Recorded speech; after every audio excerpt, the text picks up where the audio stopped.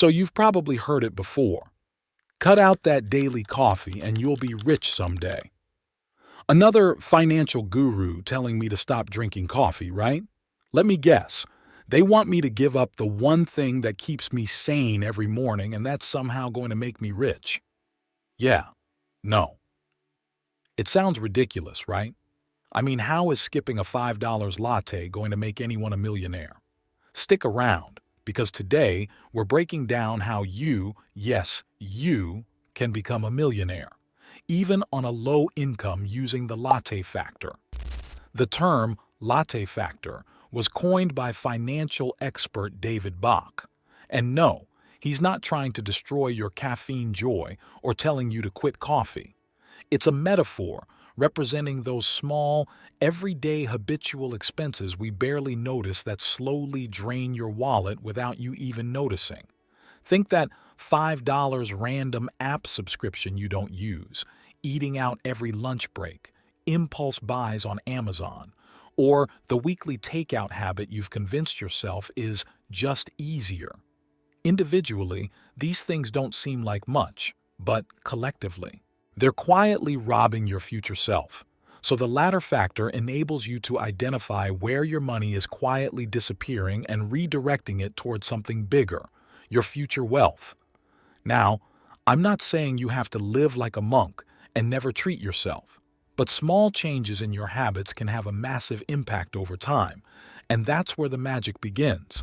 So, how do you figure out what your latte factor is? Start by tracking everything you spend for a week, and I mean everything. Take a look at your spending habits, not just the big bills like rent or groceries. Look at the tiny leaks, that $2 parking fee, the $12 sandwich, the $5 subscription you forgot you even had, and yet you only watch Netflix. Finding your latte factor is about spotting these small, consistent expenses that add up over time. Write it all down or use an app that does the work for you. Then, at the end of the week, look for patterns. What are the expenses that don't bring you significant value or joy but keep popping up? For most people, it's shocking. That $10 here and $15 there. It could easily be $200 and $300 a month. Over a year, that's $2,400 and $3,600. Now think about what that money could do if it worked for you instead of vanishing into thin air. Remember, you don't have to cut these things entirely. The goal isn't to punish yourself. It's to redirect those dollars towards something that'll grow your wealth. Because, brace yourself for this, you probably already make enough money to become rich regardless of your paycheck. Why? Because wealth isn't just about how much you make. It's about what you do with what you make. Yep, even if you feel like you're barely scraping by. Also, the problem isn't how much you earn, it's how much you keep. A person earning $40,000 a year who saves and invests wisely can become wealthier over time than someone earning six figures who spends every dollar they earn. Think about it. If you can find just $5 a day to save, that's $150 a month. Over 10 years with compounding, that can grow to tens of thousands of dollars. The secret isn't to make millions. It's to manage what you make like it's worth millions. Here's the deal. You don't have to make a giant leap to change your financial future. Start small. Start with just one choice. Maybe you eat out one less time a week and put that $20 into savings instead. Or cancel that gym membership you never use and start walking outdoors. These small sacrifices compound over time. It's not the one skipped coffee that changes your life. It's the habit of redirecting those dollars into something meaningful. It's about taking control of your money instead of letting it control you. The golden rule, no matter how much or how little you make, always pay yourself first. What does that mean? It means taking a portion of your paycheck right off the top and putting it toward your savings or investments before you pay any bills or buy anything.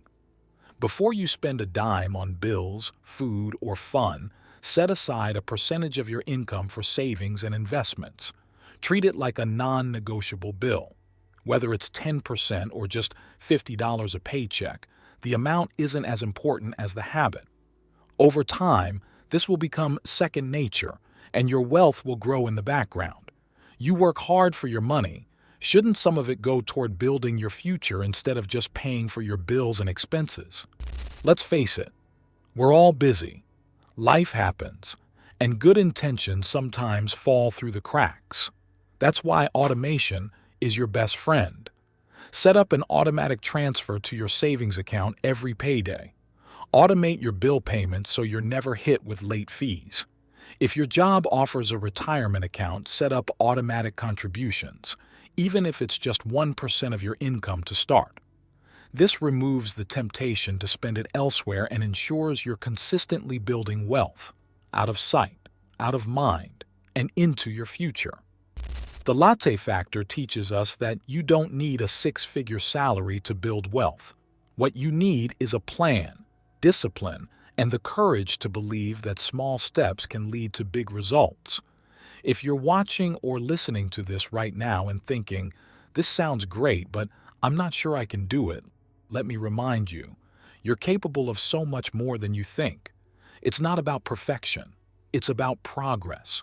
Being rich means having the freedom to live life on your terms, do the work you love, or simply sleep soundly at night knowing you're financially secure. It's the peace of knowing you can handle an emergency, the joy of being able to travel without stress, or the security of knowing your future is taken care of.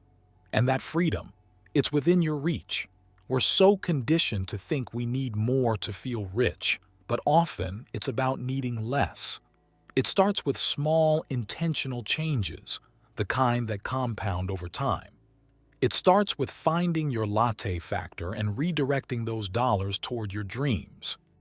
The next time you're holding that $5 or $7 coffee, don't feel guilty. Feel empowered. Because whether you're sipping it or skipping it, the choice is yours, and every choice you make is building your future. So, what's your latte factor? What's that one tiny habit you can change today that could start building your future tomorrow? Drop it in the comments. I'd love to know. And if you're ready to take charge of your finances, hit that subscribe button. Because you don't have to be rich to live rich. You just have to start by cutting one small, unused expense at a time, invest that money, and let the power of compounding do its work of multiply and doubling that money.